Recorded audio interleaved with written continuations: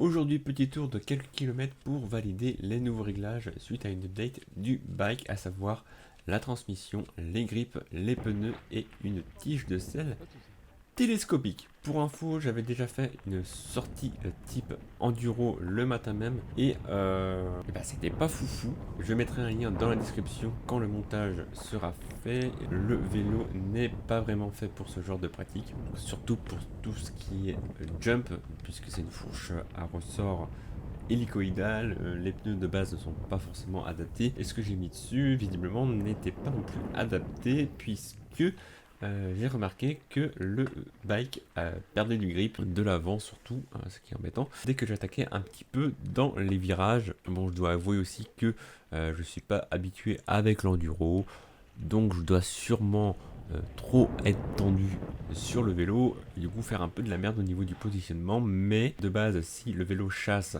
ça ne me met pas en confiance, donc forcément c'est un peu une boucle vicieuse. Pour la sortie de la vidéo, j'ai inversé l'ordre des pneus, donc à savoir un taipan à l'avant et un Gila à l'arrière.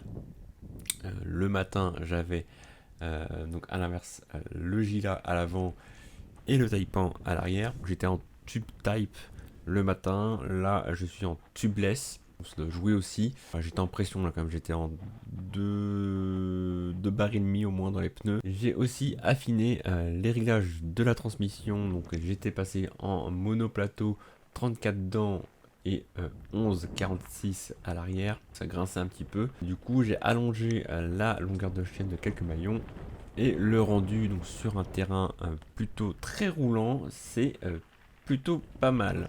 La transmission passe mieux, ça fait moins de bruit sur le grand pignon, donc le 46. Et pour ce qui est du grip, pour l'instant ça a l'air correct, donc j'attends de voir ça sur du terrain un peu plus cassant. Et pour compléter l'update, il va me manquer juste une fourche, puisque j'avais fait essayer mon vélo à un collègue. Il m'a conseillé de mettre le gilet à l'avant déjà, donc j'avais essayé et c'est pas fameux toujours. Donc le gilet est retourné derrière, j'ai mis un taipan à l'avant et il m'a dit que ma fourche fonctionnait par saccade, ça n'aide pas non plus au grip. Donc je pense passer en fourche à R et j'aurai des modifs similaires à faire sur mon vélo de route. Alors c'est pas vraiment un vélo de route, c'est un vélo VTT converti en route que je compte passer par la suite en gravel, puisque dans les chemins il a tendance à perdre du grip, surtout sur des petits graviers. J'ai déjà eu 2-3 gadins sur des graviers, c'est pas très agréable. Je suis en train d'installer un monoplateau de 38 dents à l'avant et une cassette de 11,40 en 11 vitesses, donc je suis en 11 vitesses aussi sur le VTT. Et donc, pourquoi pas également changer la fourche.